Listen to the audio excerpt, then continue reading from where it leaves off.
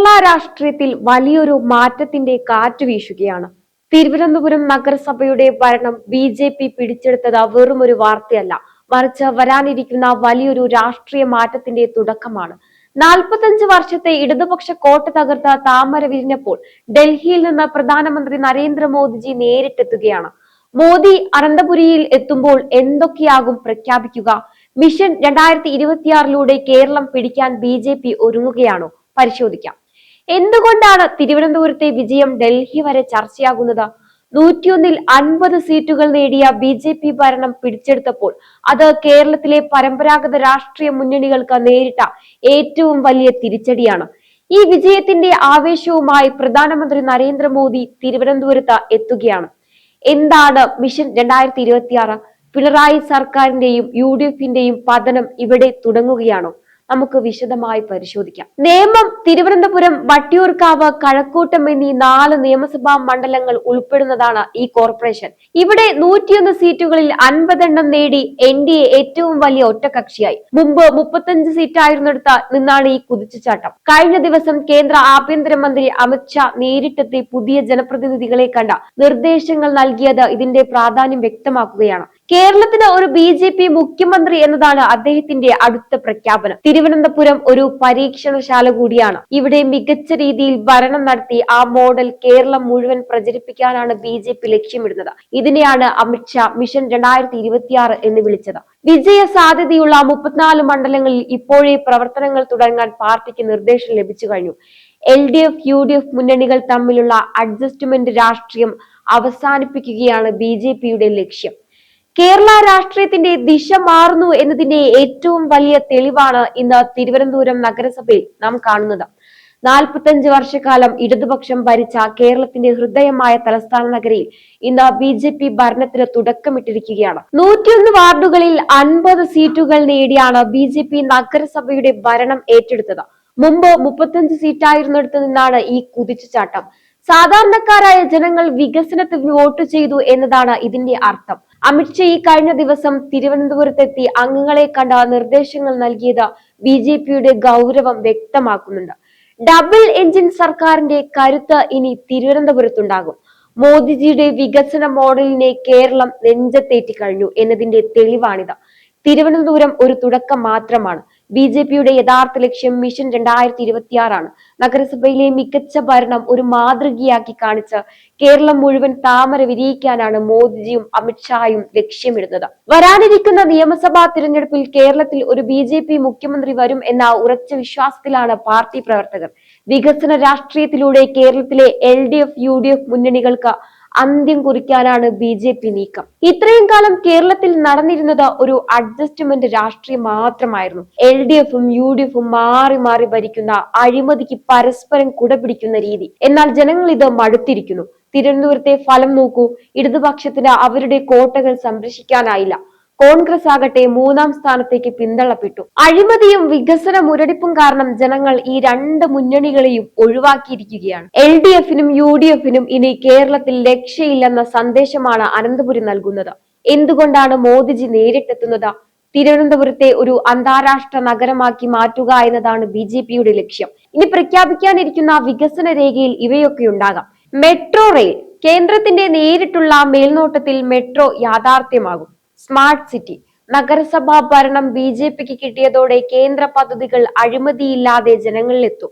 വികസനത്തിന്റെ കാര്യത്തിൽ കേന്ദ്ര സംസ്ഥാന വൈരുദ്ധ്യം പറഞ്ഞ് ഒഴിവ് കഴിവ് കണ്ടെത്താൻ ഇനി ഇടതുപക്ഷത്തിന് കഴിയില്ല. തിരുവനന്തപുരം ഒരു മാതൃക മാത്രമാണ്. ബി.ജെ.പിയുടെ കണ്ണുകൾ 2026 നിയമസഭാ തിരഞ്ഞെടുപ്പിലാണ്. അമിത്ഷാജി കഴിഞ്ഞ ദിവസം പ്രഖ്യാപിച്ചതുപോലെ കേരളത്തിൽ ഒരു ബി.ജെ.പി. മുഖ്യമന്ത്രി എന്നതാണ് അടുത്ത ലക്ഷ്യം. വോട്ട് വിഹിതം 20% നിന്ന് 40% എത്തിക്കാൻ ബി.ജെ.പിക്ക് സാധിക്കുമെന്ന് തിരുവനന്തപുരം ഫലം തെളിയിക്കുകയാണ്. കോൺഗ്രസ് തകരുകയും CPM പ്രതിരോധത്തിലാവുകയും ചെയ്യുമ്പോൾ കേരളത്തിന്റെ ഏക പ്രതീക്ഷ ബി.ജെ.പിയാണ്. നമ്മൾ ഇതുവരെ ചർച്ച ചെയ്ത കാര്യങ്ങൾ കൂട്ടി വായിക്കുമ്പോൾ ഒരു കാര്യം വ്യക്തമാണ്. തിരുവനന്തപുരം നഗരസഭയിലെ ഈ ഭരണം ബി.ജെ.പിക്ക് കേവലം ഒരു പ്രാദേശിക വിജയമല്ല, ഇത് വരാനിരിക്കുന്ന നിയമസഭാ തിരഞ്ഞെടുപ്പിലേക്കുള്ള ഒരു സിഗ്നലാണ്. ഇത്രയും കാലം കേരളത്തിൽ കണ്ടുവന്ന LDF, UDF അന്തർധാരകൾ ഈ പുതിയ രാഷ്ട്രീയ സാഹചര്യത്തിൽ പതറുകയാണ്. പ്രധാനമന്ത്രി നരേന്ദ്രമോദിജി പ്രഖ്യാപിക്കാൻ പോകുന്ന വികസന പദ്ധതികൾ വെറും വാഗ്ദാനങ്ങളല്ല, മറിച്ച് തലസ്ഥാന നഗരിയെ ഒരു ആഗോള നിലവാരത്തിലേക്ക് ഉയർത്താനുള്ള മാസ്റ്റർ പ്ലാനാണ്. ഇടതുപക്ഷവും വലതുപക്ഷവും വികസന മുരടിപ്പിലേക്ക് കേരളത്തെ നയിച്ചപ്പോൾ മോദി മുന്നോട്ട് വെക്കുന്ന വികസനത്തിന്റെ രാഷ്ട്രീയം ജനങ്ങൾ സ്വീകരിച്ചു തുടങ്ങി എന്നതിന്റെ തെളിവാണ് അനന്തപുരിയിൽ വിരിഞ്ഞ താമര. അഴിമതിയും സ്വജനപക്ഷപാതവും മുഖമുദ്രയാക്കിയ പഴയ മുന്നണി രാഷ്ട്രീയത്തിന്റെ അന്ത്യം കുറിക്കാനാണ് BJPയുടെ മിഷൻ 2026 ലക്ഷ്യമിടുന്നത്. VV രാജേഷിന്റെ നേതൃത്വത്തിൽ തിരുവനന്തപുരം നഗരസഭ ഒരു വലിയ മാറ്റത്തിന് സാക്ഷ്യം വഹിക്കുകയാണ്. പഴയ രീതിയിലുള്ള അഴിമതിയും മെല്ലെപ്പോക്കും അവസാനിപ്പിച്ച ഓരോ ഫയലിലും ജനങ്ങളുടെ പ്രശ്നങ്ങൾക്ക് വേഗത്തിൽ പരിഹാരം കാണുന്ന ഒരു ഭരണശൈലിയാണ് അദ്ദേഹം കാഴ്ചവെക്കുന്നത്. പതിറ്റാണ്ടുകളായി കേരളം ഭരിച്ച LDF, UDF മുന്നണികൾ വികസന കാര്യത്തിൽ പരാജയമായിരുന്നു. അവരുടെ അഡ്ജസ്റ്റ്മെന്റ് രാഷ്ട്രീയം ജനങ്ങൾ തിരിച്ചറിഞ്ഞു കഴിഞ്ഞു.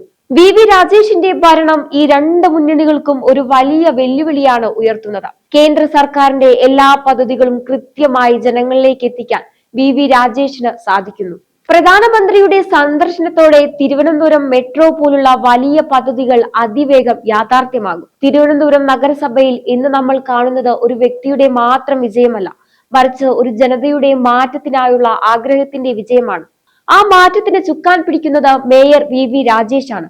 കഴിഞ്ഞ 45 വർഷമായി തിരുവനന്തപുരത്തെ ശ്വാസം മുട്ടിച്ച അഴിമതിയുടെയും മെല്ലെപ്പോക്കിന്റെയും ചങ്ങലകൾ അദ്ദേഹം പൊട്ടിച്ചെറിഞ്ഞു. VV രാജേഷിന്റെ ഭരണശൈലി മറ്റു നേതാക്കളിൽ നിന്നും വ്യത്യസ്തമാണ്. അദ്ദേഹം വെറും ഒരു ഭരണാധികാരിയല്ല, മറിച്ച് ജനങ്ങൾക്കിടയിൽ പ്രവർത്തിക്കുന്ന ഒരു സേവകനാണ്.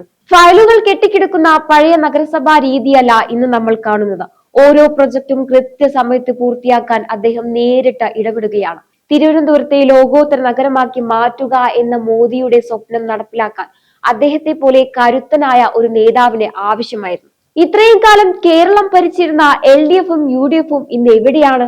തിരുവനന്തപുരത്തെ ജനങ്ങൾ അവർക്ക് കൃത്യമായ മറുപടി നൽകി കഴിഞ്ഞു.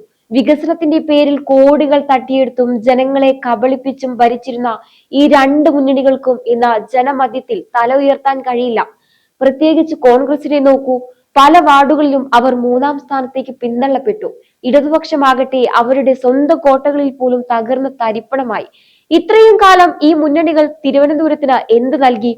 വെറും മാലിന്യ കൂമ്പാരങ്ങളും തകർന്ന റോഡുകളും മാത്രം.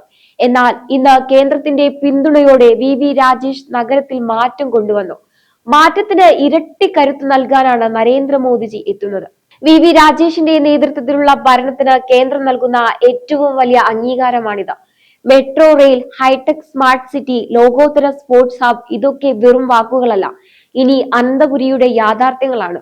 നമ്മുടെ ഈ ചർച്ച ഇവിടെ അവസാനിപ്പിക്കുമ്പോൾ ചില കാര്യങ്ങൾ നമ്മൾ ചിന്തിക്കേണ്ടതുണ്ട്. കേരളത്തിലെ യുവാക്കളും വോട്ടർമാരും ഇനി മാറ്റം ആഗ്രഹിക്കുന്നുണ്ടോ? കേന്ദ്രവും നഗരസഭയും ഒരേ പാർട്ടി ഭരിക്കുമ്പോൾ തിരുവനന്തപുരത്തുണ്ടാകാൻ പോകുന്ന ആ മാറ്റം കേരളത്തിലെ മറ്റ് ജില്ലകളെയും സ്വാധീനിക്കുമോ? നിങ്ങളുടെ വിലയേറിയ അഭിപ്രായങ്ങൾ താഴെ കമന്റ് ചെയ്യുക. മറ്റൊരു വിഷയവുമായി വീണ്ടും കാണാം. നന്ദി.